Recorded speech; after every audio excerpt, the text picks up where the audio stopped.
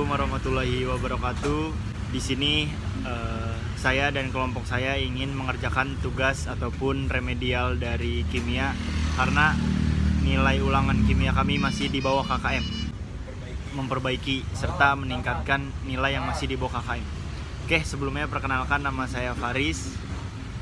Nama saya Samuel Ariso. Dan satu lagi teman kelompok kita yaitu Rio Febrian. Dia kenalin dong namanya coba.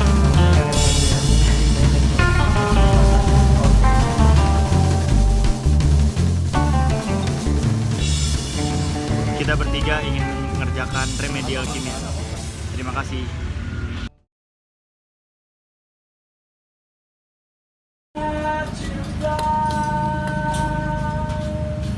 Asam basa adalah senyawa halpromik yang ditambahkan dalam jumlah kecil ke dalam sampel. Umumnya adalah larutan yang akan memberikan warna sesuai dengan kondisi pH larutan tersebut.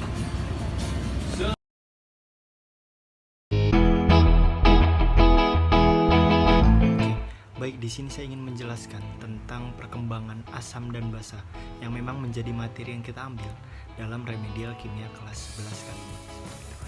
Oke, di sini sebenarnya kita di dalam materi ataupun yang memang sudah kita pelajari itu hanya dua teori yang kita pelajari seperti itu. Tapi untuk perkembangan zaman ternyata ada beberapa tokoh yang mencetuskan dari mulai penemu serta perkembangan inovasi terbaru dari masing-masing tokoh tersebut, dan itu akan saya jelaskan di dalam video ini. Oke. Baik, teori asam basa ini pertama kali dicetuskan pada tahun 1923 oleh Gilbert Newton Lewis, yaitu seorang ahli kimia yang berasal dari UC Berkeley, dengan mengusulkan teori alternatif agar lebih mudah dalam menggambarkan senyawa asam dan basa seperti itu.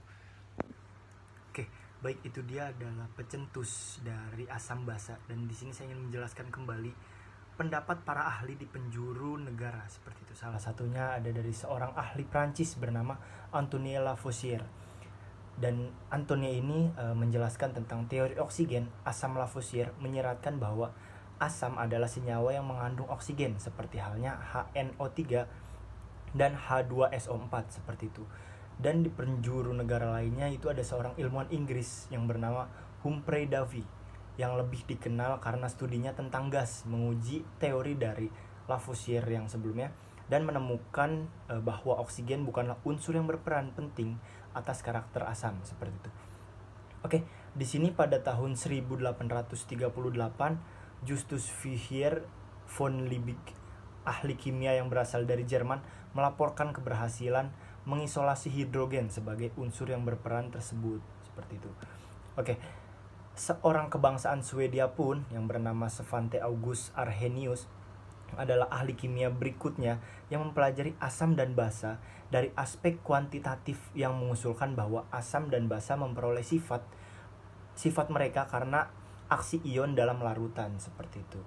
Dan selanjutnya, konsep yang diusulkan oleh ahli Jerman Hermann Lux pada tahun 1939 selanjutnya ditingkatkan oleh Hakon Fludd sekitar tahun 1947.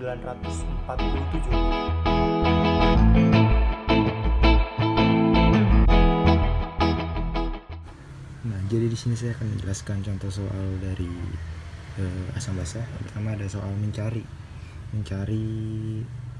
apa ini namanya? Mencari pH. Oke. Ini contoh soalnya.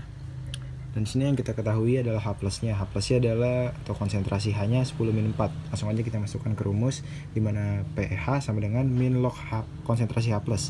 Dan tadi konsentrasi H plusnya adalah 10-4. Langsung aja kita masukin. Dan seperti pada dasar matematika, logaritma jika mempunyai pangkat 10 atau 10 yang mempunyai pangkat pindah ke depan menjadi min 4, dan min ketemu min 4 menjadi plus 4, log 10 sama dengan 1, 4 kali 1 berarti pH nya adalah 4. Nah, seperti pada teori dimana yang menerima H plus menjadi basa dan memberi H plus menjadi asam. Jadi kita langsung aja dimana NH3 menjadi asam dan NH4 plus menjadi asam konjugasi. Tapi asam yang ini nyambungnya dengan basa konjugasi yaitu NH2-. Dan yang NH3 nyambung dengan asam konjugasi. Langsung ke soal ketiga. Sini ada ionisasi CH3COOH. Ini sebenarnya mudah ya. Langsung aja CH3COOH di mana CH3COO menjadi min dan ini menjadi H+. Terima kasih.